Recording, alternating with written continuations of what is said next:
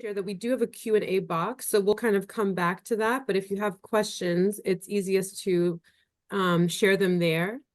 But yes, in the meantime, please introduce yourselves in the chat. Thanks everyone for doing that. And welcome to the webinar today. So we can go ahead and start recording. And as we get started, I just wanted to start out by introducing ourselves, the Global Women's Institute, who's hosting this webinar. I realize that not everyone may be familiar with us or our work. We specialize in research on violence against women and girls, women's empowerment, and gender equality. And really, our aim is to inform action, to inform programs and policies.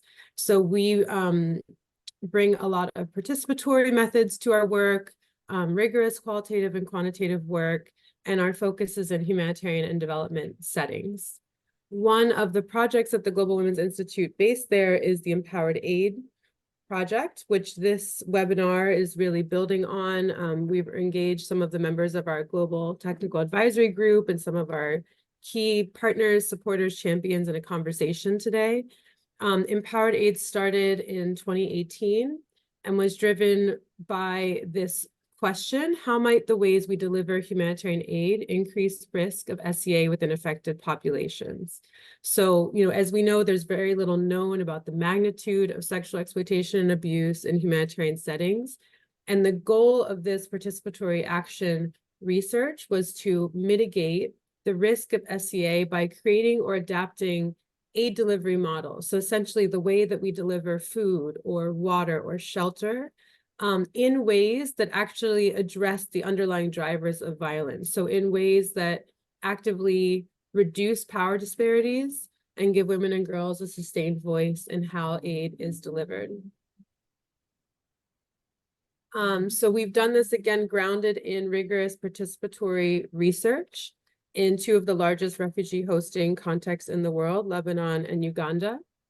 On the ways that delivery of different forms of aids, we looked at food, water, shelter, fuel and firewood, cash and voucher assistance. The ways in which people access that aid actually presented risk of SEA along the process and what could be done to reduce those risks.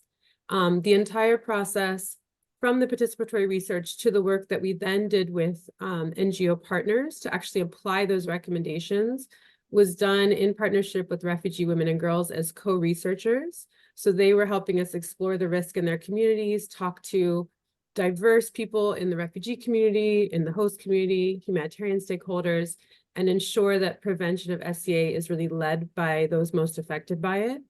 And we've partnered with local and international aid actors throughout this to develop these tools, to document what's working, and to disseminate in different formats.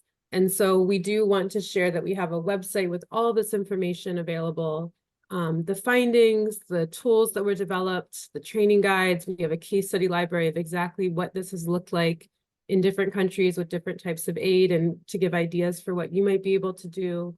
A free online course that's available in 5 languages, and a technical help desk. So if you'd like support using participatory methods, applying them to SEA risk mitigation, developing tools, drafting learning, we're happy to support you with that. So that's an introduction to us, to the project that we're kind of based on today. And now I'd love to introduce our panel. We're very honored to have this panel to be able to think big today, to kind of zoom out from this very specific research we've been doing in 5 countries now, and zoom out to kind of the bigger picture, bigger questions that are really being posed within the community of actors working to address sexual exploitation and abuse and ultimately to end it. So our panel today, we have Mr. Christian Saunders, who's Special Coordinator on improving the United Nations response to sexual exploitation and abuse from the UN. We have Natalia Macdonald, who's PSEA Senior Advisor for the World Food Program, and Alina Rosenfeld, who's Principal Safeguarding Consultant for the Resource and Support Hub, which is often called RSH, and then I'll be moderating today. So I'm going to stop my slides. I'll give a deeper introduction of each panelist as I turn to them. today, and I just want to do a quick check because I haven't been able to keep an eye on the chat. Is everything okay in terms of sound, in terms of being able to hear? No tech issues. Okay, great. Well, with that, we will turn to our panel, and we will have the first question I'd like to pose to Mr. Christian Saunders. So just first, a deeper introduction. As noted in July, Mr. Saunders is Special Coordinator on improving the United Nations response to sexual exploitation and abuse, and he was appointed by the UN Secretary General in July of 2020. He brings to the position over 30 years of experience in international affairs, much of it focusing on delivering results and overseeing major reforms leading to improved organizational effectiveness and efficiency. In 2017, he served as a member of the high-level task force established by the Secretary General in his first month to develop a strategy to improve the organization's approach to preventing and responding to SEA. He previously served as Acting Commissioner General of UNRWA and as Assistant Secretary General in the Department of Operational Support and the Department of Management, and began his career with Save the Children UK in the Sudan, and has also worked in Mozambique and in Gaza, and has very broad experience. So as we can see, we have a lot of experience here to draw on, tremendous breadth and depth. And the question I'd like to pose to you as the UN Special Coordinator: what is the current state of funding for SEA prevention, and what other systemic barriers exist in terms of addressing SEA? And if you have any hopes or kind of propositions for how you see these barriers being addressed. Thanks, Alina, and good morning, good afternoon, everybody. And thanks for having me as a panel member today. That's a huge question. Where do you start? I think if we work on the premise that the allegations that we see being reported at the moment are just the tip of the iceberg, then clearly the amount of funding and the amount of resources being dedicated to protection of communities from sexual exploitation and abuse is nowhere near where it needs to be. Why is that? I think there are any number of reasons for that. I think it's the subject itself. It's a taboo subject in many cultures. Now, I think as a result, people don't like to talk about it, don't like to address it. I think donors see it as being a problem for the organization, meaning, it's misconduct of your personnel, so you should pay for it from your core resources. So it's a part of the cost of doing business. So really, it should be budgeted under your core resources. The problem is that up to now, it hasn't been.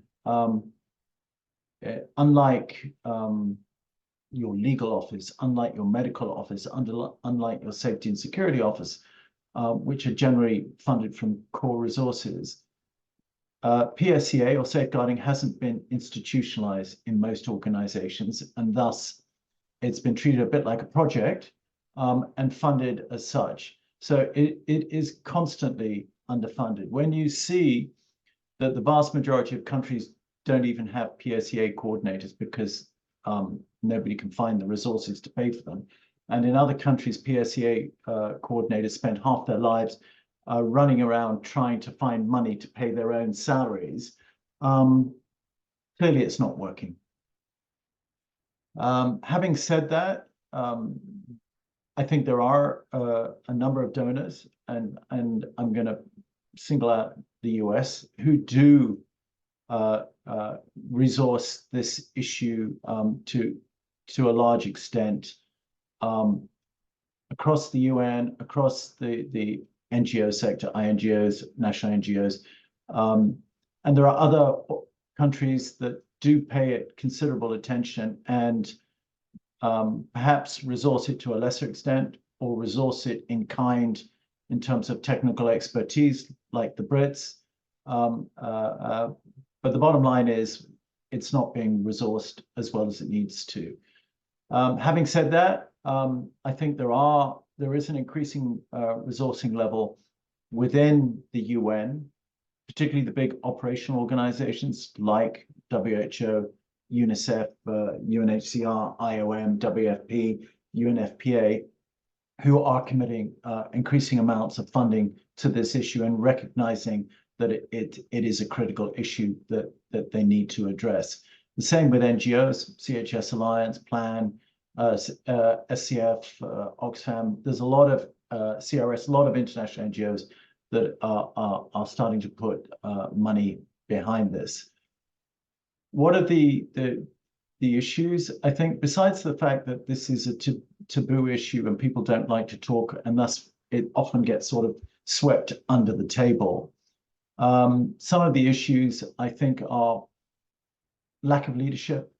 I think a lack of leadership from the top to the bottom of respective organizations. And again, this is related to the fact that it's a taboo issue. I think we need to address culture change within our aid sector. And we need to invest in behavioral change and culture change. I think we also need to look at accountability, because I think we, although a lot has been done over the last few years in terms of the framework, policies, procedures, training, we're still nowhere near where we need to be in terms of accountability, investigations, post-investigation process, criminal accountability, and those particular areas. But everything that we're doing, to my mind, is simply a band-aid. Unless we address the fundamental underlying issues, such as equality between men and women and everything that goes with that, including socioeconomic opportunities for women so they can have economic independence, women in meaningful decision-making roles, power and privilege, and the power and privilege that is perceived by the patriarchy, rule of law and strengthening rule of law across the world. Unless we can address these underlying fundamental issues, as I said, everything we do is a band-aid, and we're still going to be having the same conversation in 25 years' time. So we need to address the underlying issues as well as the here and now. Perhaps I'll stop there, except maybe in closing to say that I think we could do, given the amount of money and resources that are being dedicated to this issue, I think we could do a lot more in terms of making those resources go further if we left our egos and our logos at the door and we were able to break down the silos and not just think about our respective organizations, but look at this issue across the aid sector, so across the UN, across the NGO sector, across government. I think we could make those resources go a lot further, and we could be much more effective than we are. I think we need to get over the transparency penalty, and I think we need to learn to work much more closely with each other. And then perhaps another issue that has come to mind, I think we need to move much more towards localization and nationalization. I think we need to develop capacity at the national level to be able to address these particular issues, because it's not just the UN. The UN is a microcosm of society. I think the governments are by far the biggest service providers, and there is, I'm sure, huge amounts of SEA going on within the government sector, and we need to work with them to help them to address it. Thanks, Alina. I'll stop there. Thank you, Christian. I mean, that's definitely, it's a great kind of scene setting, and just acknowledging that the scene that we are set in is a scene where, because of kind of existing structures of patriarchy and the global structures, the colonial relationships that still exist in many places, like this is the scene that we are set in, this is the scene we are acting in. And so what we're doing now is very much, a way to, let's say, you use the term Band-Aid, right? But a way to kind of take some action that can mitigate the harmful effects of being set in those situations. But, how do we address these really underlying kind of drivers of violence in the first place and inequality? And you talked about women in decision-making roles. You talked about localization, nationalization. You talked about looking at kind of the bigger governance structures that we're working in. I think those are all really important kind of big picture pieces. And then you talked about the very pragmatic changes in the meantime that kind of we can address more quickly around, making sure there's core funding, making sure that donors are taking actions that inspire action themselves, and then also this kind of leadership, culture change, behavior change, and criminal accountability. So all of those things that I think a lot of us spend a lot of time working on and hearing about, but I really appreciate you setting them back within this bigger stage. So thank you for doing that. I think it's opened the conversation really nicely and hopefully sparked questions already. And I do see, we're starting to get some questions in the Q&A. I really encourage everyone joining to submit those as they come up, and we will have an open session. But I wanted to turn now to Natalia Macdonald. Natalia is the Senior Advisor on Protection from Sexual Exploitation at the World Food Program. Her work includes the development of PSEA policy and strategy at the global level, as well as providing guidance and capacity building support to regional bureaus and country offices. She also leads interagency PSEA engagement for WFP, including active participation in the development of global interagency tools and resources for SEA prevention, response, and reporting. Natalia has spent the majority of the last 16 years working with the UN, intergovernmental organizations, NGOs, and consulting firms at Global HQ, as well as in Afghanistan, DR Congo, Djibouti, Ghana, Kenya, Somalia, and Yemen. And she's a dual national of Canada and Mexico. So Natalia, welcome. And the question for you is the largest, as WFP is the largest humanitarian organization in the world and the current ISC champion on PSEA and sexual harassment, the organization has increasingly focused on PSEA within its operations and with partners. So I'm wondering if you can speak to how SEA risk mitigation has evolved over the last 5 years, and that can be within WFP or also trends you've seen in the wider aid ecosystem.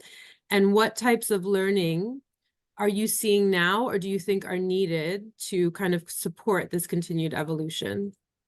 Thank you so much, Alina, and thank you for the invitation to this panel. So, yeah, I will speak both from a WFP perspective as well as a broader UN interagency perspective. So I think to start, there has been a marked evolution in our approach to partnerships around really preventing and responding to sexual exploitation and abuse. So I'll start with the UN protocol on SEA allegations involving implementing partners, which came out in 2018 from Christian's office and that team. And that was really setting the framework for how the UN would engage with partners and looking at, especially around allegations.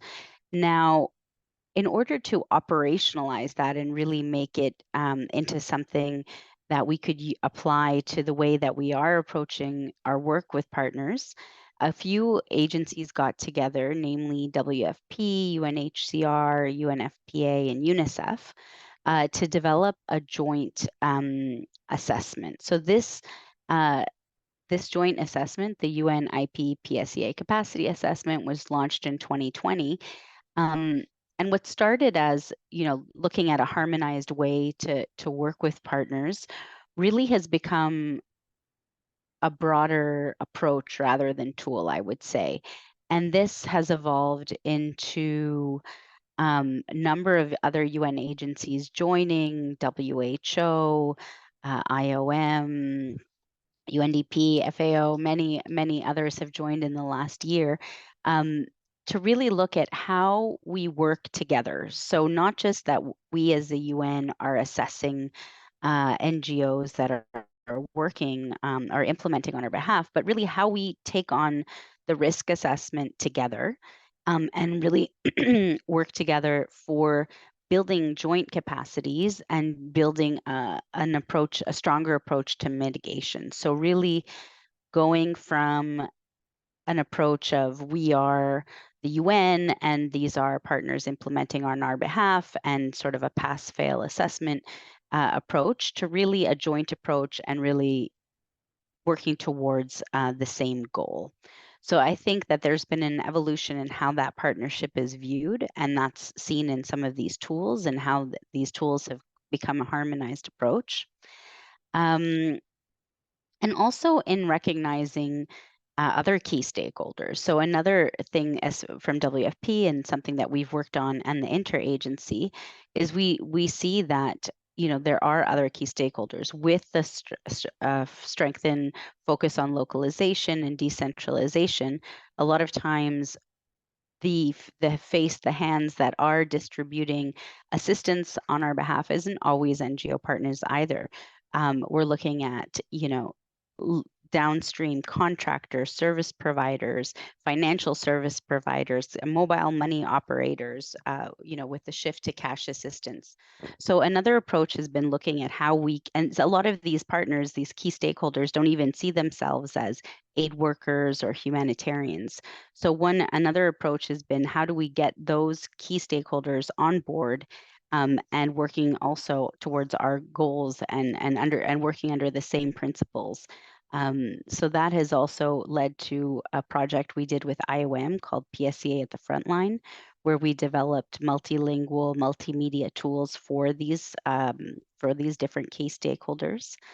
And we were, you know, these materials were translated into almost 30 languages and launched in Colombia and South Sudan, and we had the honor of having Christian come with us to launch all of these campaigns as well.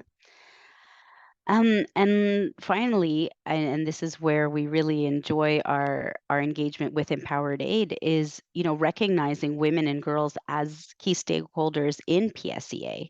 So not only as sort of a box ticking consultation, but really working with women and girls and identifying risks, identifying areas where we can mitigate more effectively. And this is somewhere where I think we still have a long way to go. So I would say this is an area of learning as well, but really increasing that engagement. And as you mentioned, we are the Interagency Standing Committee champion on PSEA and sexual harassment this year.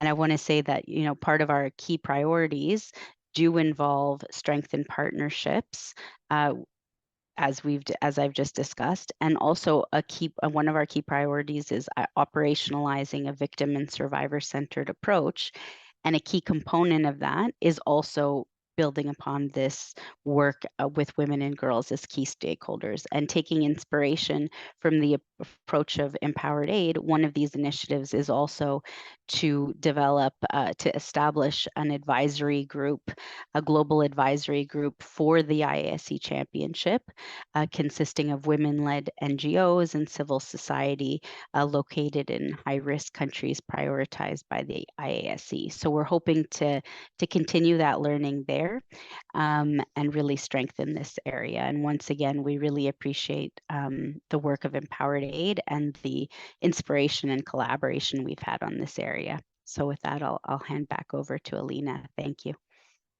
Yeah, thank you, Natalia. And thank you for kind of taking us through, you know, the evolution within the UN system. And I think also, again, thinking about this issue kind of, you know, ecologically speaking, that evolution from thinking of UN staff, personnel, contractors directly to, you know, partners, right? NGO partners, local NGOs, international NGOs, community-based organizations. And then you even spoke to kind of expanding that further, going out another level and thinking about all of the other interlocutors between the aid providers and aid recipients. So you mentioned mobile money, you know, for example, or, you know, different kind of maybe market vendors. And we really do, I think, need to recognize that expansion of exactly who has a role in delivering aid, and recognizing that any of those roles give those people power, which can be used well or can be used abusively, and our responsibility and accountability around that. So I appreciate you kind of framing that for us, and then also really talking about the importance of working with women and girls. And, I should say both WFP and RSH are members of the Global Technical Advisory Group for Empowered Aid. WFP has also been a member of the National Technical Advisory Group in the countries where we've worked. And that's been a really important partnership that I think we both see as a learning partnership, right? To learn from each other, to inspire, to get creative, and to really, we've always had this framing of go beyond a project mentality and think about, we're all working on this together. How can we support each other? And so, one way to do that is this really interesting and exciting evolution of thinking about how can women and girls actually take a leadership role in the championship, and what does that mean? And WFP is thinking through that now. So thank you for speaking to all of that. And I think, again, probably inspiring a lot of questions in the audience. And before we get to the Q&A, we do want to hear from Alina. We're very happy to have two Alinas on one webinar. It's definitely a first, I think, for both of us. So Alina Rosenfeld has an MSc in International Development and Humanitarian Emergencies from the London School of Economics. Prior to joining Social Development Direct, she was the head of safeguarding at War Child UK, and has also worked at INGOs such as the American Red Cross and Oxfam Great Britain. And we're very happy to have her here now in her role as principal consultant, providing technical safeguarding support to the Resource and Support Hub. And again, she has a decade of experience with the safeguarding portfolio and extensive safeguarding experience in fragile and developing countries, as well as expertise in developing and implementing contextualized safeguarding policies, capacity building with local CSOs, developing safeguarding communities of practice, and conducting safeguarding investigations in high-risk context. So Alina, with that introduction, we wanted to ask you, in your current role with the Resource and Support Hub, as a clearinghouse for resources and learning on PSEA, what are you seeing as the systemic barriers for organizations, including civil society organizations, to undertake SEA risk mitigation and prevention? And what techniques have you seen civil society organizations use to navigate these barriers? Hi, thanks so much for having me, Alina. It's great to be on this panel with Christian and Natalia. It's a really great question. And I think, first of all, so for those who don't know, the Resource and Support Hub is a program that aims to support organizations in the aid sector to strengthen their safeguarding policy and practice against sexual exploitation, abuse, and harassment. We support organizations in both the humanitarian and development sectors, but we're really driven by the needs of smaller national or local organizations in developing countries. And so we're really speaking to a lot of organizations around the world about what the barriers they are that they're experiencing, and really how the sector can help, and how RSH in specific can help. So there's a lot of barriers to implementation. I think first and foremost, there's a lack of access to contextualized information, resources, and training. A lot of the resources that were developed by larger INGOs, and it's been a process to then contextualize them so that they're suitable for local contexts, which are very different, right? So the needs in one part of South Sudan, for example, are going to be very different from the needs in another part of South Sudan, regardless, never mind sort of across countries around the world. So it's really important that they're able to access contextualized information that makes sense to what they need. There's also a lack of funding. Funding is needed to do consultations with communities about what they would like to see in terms of mitigation measures. It's needed for translation services to implement safer programming measures, safer recruitment practices. And as Christian highlighted, a lot of donors expect that to come from core budgets, and don't always automatically fund safeguarding measures. So it can be hard for small or lower resourced NGOs and civil society organizations to access the funding they need to put in place these measures. There's also a lack of support in developing and implementing meaningful policies and procedures. What we're seeing is that often smaller organizations and lower resource organizations are expected to copy and paste a global standard policy as a prerequisite to working with a larger funder or to be part of a project or program. And this makes it a real tick box exercise instead of having a policy that is contextualized and suitable for what the organization actually needs and the context that they're actually working in. So that's a real barrier for actual meaningful policies and risk mitigation measures in place. There's also a real lack of access to communities of practice and information sharing. A lot of the sort of global networks were started by INGOs. The PSEA networks are really fantastic resources, but as Christian mentioned, there aren't PSEA networks in every country. And so it can be hard for local small organizations to find each other and compare notes on what's working and what's not working, and really come together to discuss what the issues are and come up with some common solutions and decide on best practice for their own contexts. So I think those are all really big barriers that organizations are facing. Now, how are they addressing those? And I want to highlight a bit of a case study in South Sudan, where the Resource and Support Hub with a national consultant engaged with civil society organizations across South Sudan to help facilitate some of that information sharing. So all of the civil society organizations came together and they had a workshop where they were able to discuss what are some of the SEAH risk factors that they're seeing in their context, and then really discuss amongst themselves what are some of the solutions for how to address that. So some of the challenges that they were seeing in implementing measures were policies to prevent and respond to SEAH rarely referenced local laws, which meant that they didn't have as much grounding. They were having issues with implementing those policies because people were saying, well, these are global standards. How does this actually apply to our context? They were also identifying that there were a lack of resources to deliver global safeguarding standards. And so one of the recommendations they came up with was to start with what you have, be realistic, and also ask for the resources from donors or partner organizations.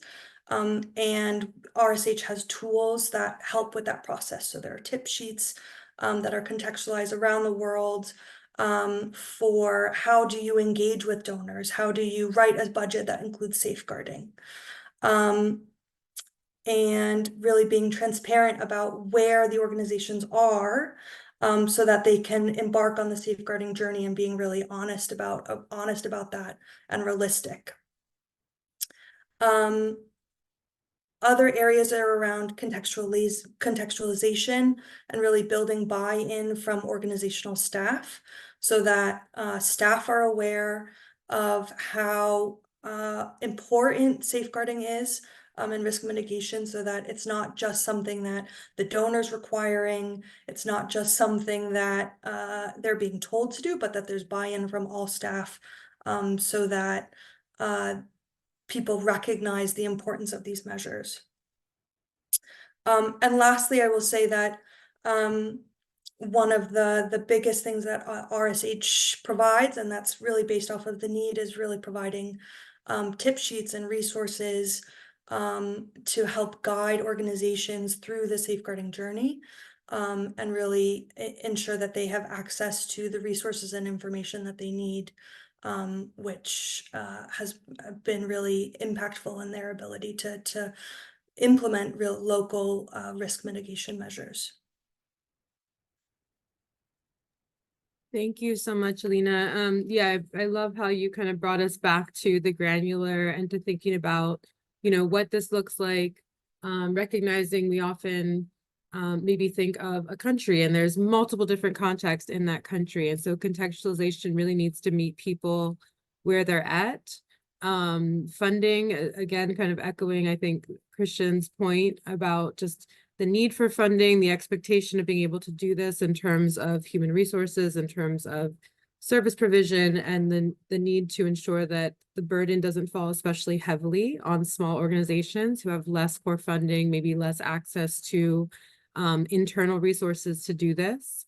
I think what you mentioned about it becoming a tick box exercise, and really that one size fits all doesn't work. But again, especially for smaller organizations, and especially if we are going to support approaches that are highly contextualized, and then that lack of access to the communities of practice that do exist and the information sharing that does exist. And so I know RSH has a lot of materials and is a great resource. I think recently you also released something on culture change. I think it was a webinar. So, there's always materials coming out kind of with the latest debates or discussions or needs in the field, and how do we make sure that those are accessible to the people who need them, and also how do we get this buy-in, which you talked about, to really see safeguarding as part of larger risk mitigation work. So again, a lot to think about here. I'm really excited to be able to kind of turn to our broader discussion, and I know we've had some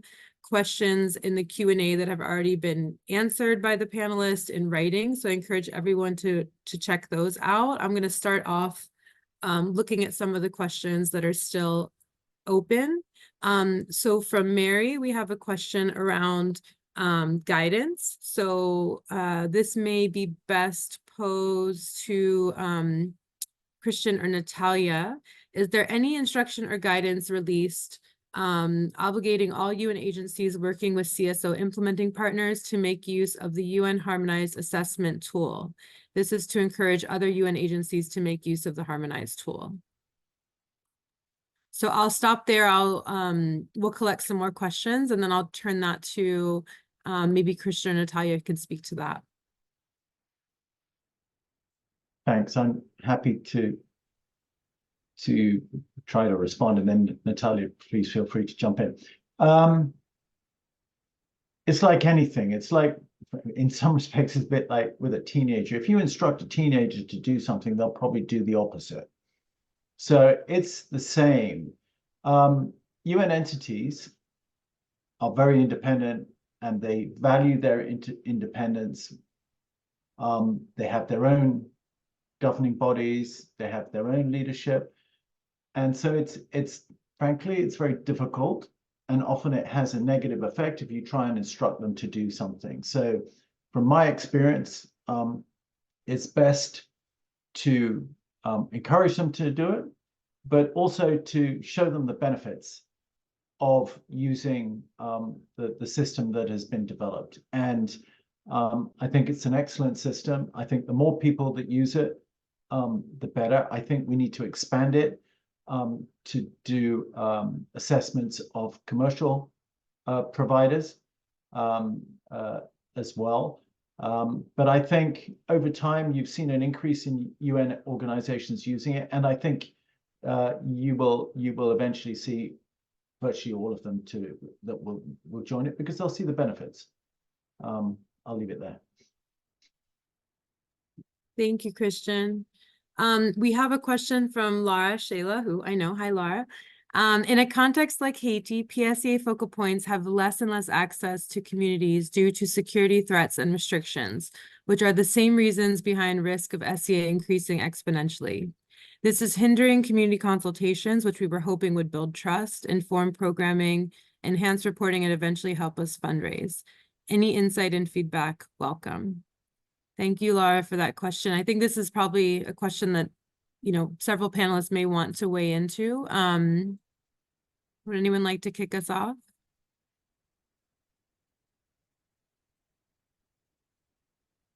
Okay, I'll jump in. I don't want to to hog the floor. One thing you might want to think about, Lara, doing is something that we did in the Central African Republic, and basically because it was very difficult for us to go out into the communities, we equipped members of the communities with phones and with motorbikes for them to be able to, because often it's easier for them to travel around and to engage with communities. The caveat there, I would say, is to ensure that you don't put those people at risk. Thank you, Christian. Yeah, I think, you know, that's a great insight. I think also, I don't know, Alina, if you want to speak to any work or resources the RSH has for these situations, whether, you know, speaking to the current context in Haiti or other contexts where it's just very difficult to access communities. Yeah, absolutely. There are resources on the support hub around engaging with communities, setting up community response mechanisms, how to build connections with communities. I think a really good approach is also working with leaders in the community, whether those are faith leaders or community leaders. Of course, a caveat is that those people are in positions of power, so you'll have to really risk assess what that means for a response and what it means in the community to be engaging with those leaders. But I think having community buy-in, and it's hard to do it from afar, but there are ways to identify key stakeholders that can really help contribute to building community trust. And certainly there are documents on the Resource and Support Hub, and I encourage people to have a look and see, particularly around resources around working in really volatile areas, really low access areas, areas with a lot of security issues. So do take a look on the hub for resources around that. Thank you, Alina. I'm going to draw in Pauline's question here because I think it kind of expands on this discussion. So Pauline asked, considering that the contexts we work in are often marked by weak or lacking national structures addressing SEA, either due to resistance, unwillingness, or limited capacities, how do we ensure effective prevention, monitoring, and accountability in practice and leverage our influence? Do we have any practical examples? Maybe also beyond pure humanitarian action, in quotes, so with development agencies, local and international civil society.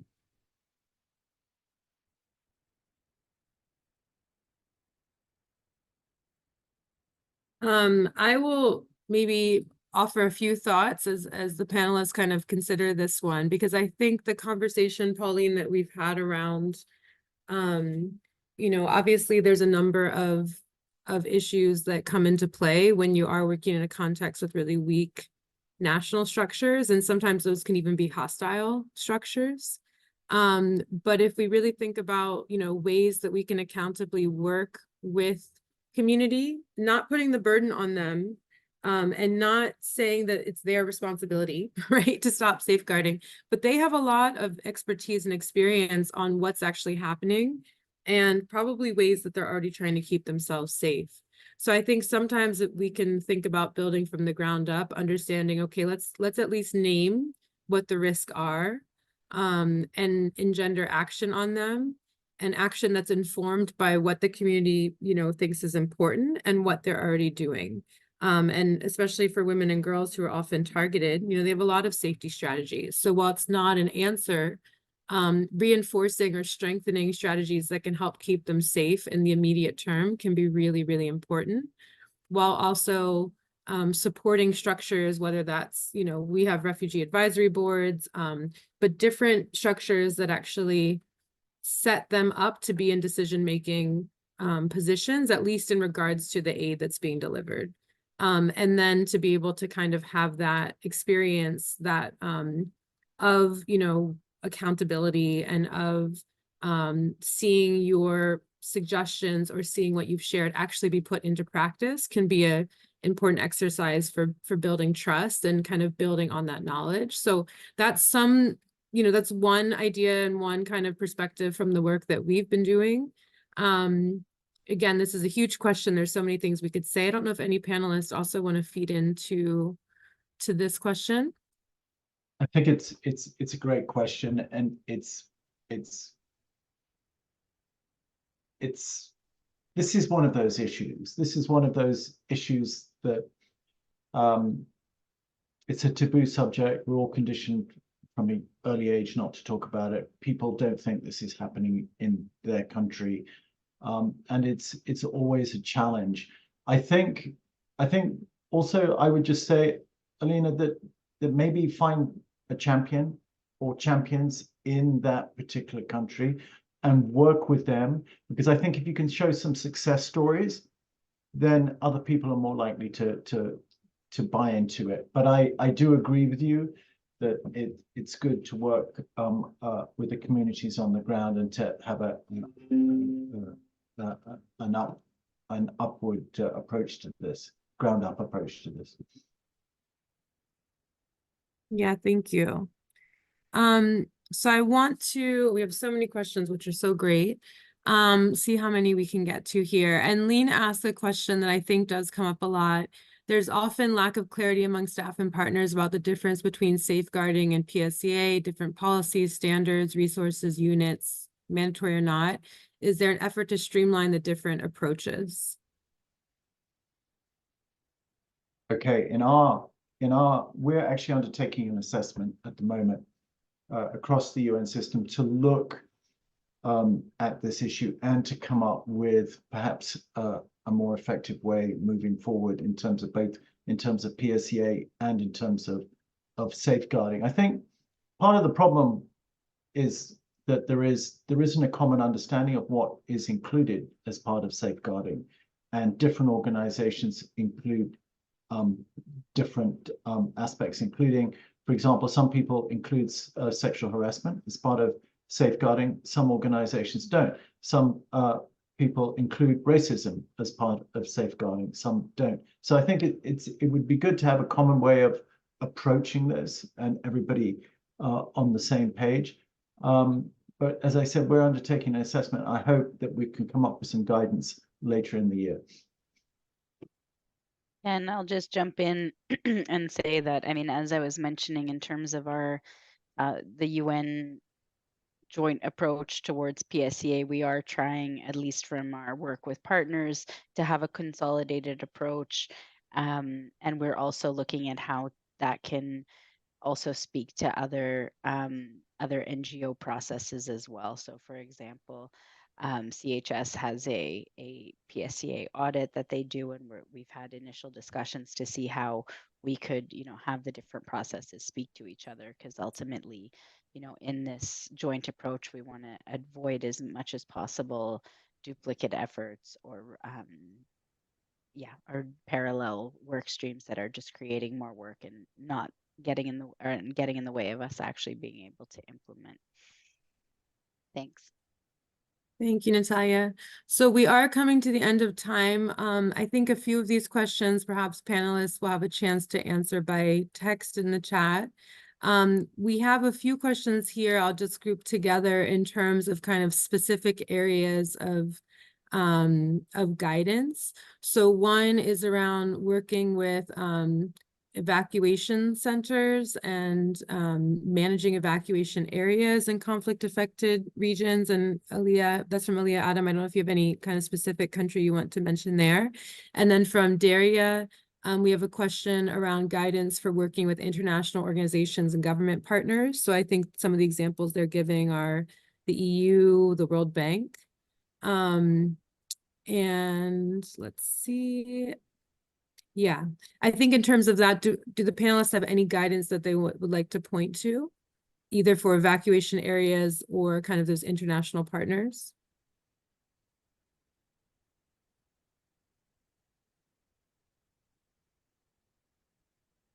Sorry, Alina, I must confess I was responding to a question. That's okay. I will let you do that because you have a few specific questions about UN agencies and independence that I'll let you get to in the chat. Maybe Alina, I don't know if you have anything that you'd like to point to from the RSH website. I would need to have a look at what we have around. I'm not aware of anything specifically about evacuation centers. But there are certainly resources around emergencies and sort of high security areas. But I'm happy to have a look and come back around evacuation centers. Thank you. Yeah, that would be great. And then we'll also be sharing contact information at the end. So I would encourage you, Aaliyah, to also contact Alina about that. I think, you know, just in general, I think what Alexis has shared, I'm kind of still reading through what William shared, but I think, you know, there's what Alexis shared is a great example of, and almost a case study of kind of what is the current state of affairs and, you know, how could that be improved? And, you know, we're going to come to the point of wrapping up now, but I think also the question that Lucy poses maybe is a good question that we can share some final reflections around, which is just this kind of tension between, you know, acknowledging that it is a wider ecosystem, right, of drivers of abuse and the ways that that manifests. So we've talked about kind of looking beyond aid actors to the other interlocutors involved in aid, and we've also looked at wider socioeconomic conditions that cause SEA. And Lucy kind of asked, you know, what is the risk this will distract from the basic or detract from the basic message that our own staff are causing harm and we are responsible to be accountable for that. So I think maybe, you know, thinking again about this both, there's a both and, but also there's always kind of risk and benefits. Maybe if our panelists could just offer some final reflections around that question.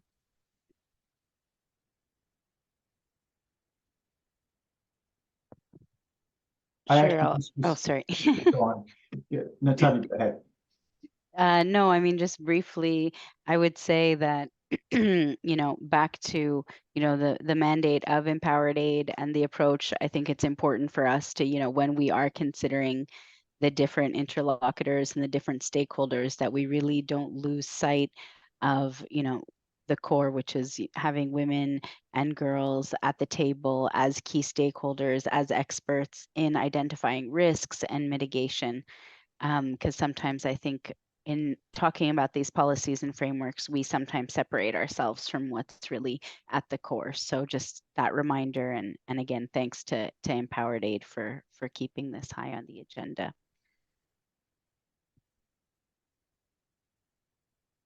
I would just add to that. I agree with Natalia, and again, also to echo the thanks to Empowered Aid for everything you're doing here. I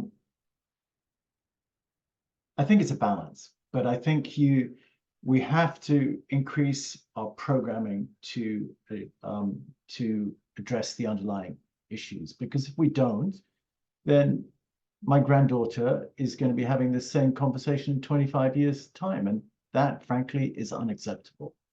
So it's a balance. We have to address the here and now, the misconduct or the potential misconduct by our personnel, but we have to really to have an increased focus on the underlying drivers.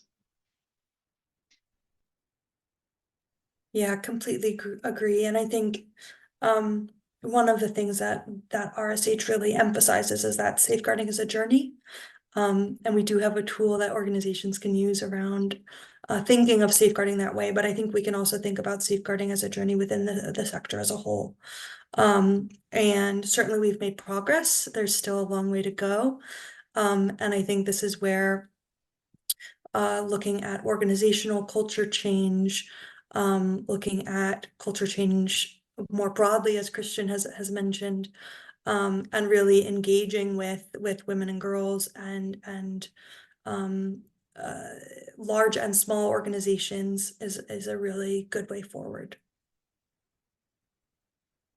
Thank you all. And thanks for this, you know, very dynamic conversation, all of the questions. I think there's much more to discuss. So we'll share a few final slides now, which include contact information, because I think we're all very open to keeping these conversations going. and really want to thank our panelists for, being so open, sharing your experience, sharing your reflections, and sharing, the questions, the doubts, the hopes that you have. We already shared this slide, but we're just sharing it again to show our website, and the email address at the bottom is where you can contact us for technical support requests. We do have a lot of our materials available in different languages: French, Spanish, Arabic. The course is also available in those languages plus Ukrainian. And then if we go to the next slide, we have the contact information for the OSC SEA's office website and email. So this is Christian's office. We'll also be sharing these slides with the recording, so you'll have this there as well.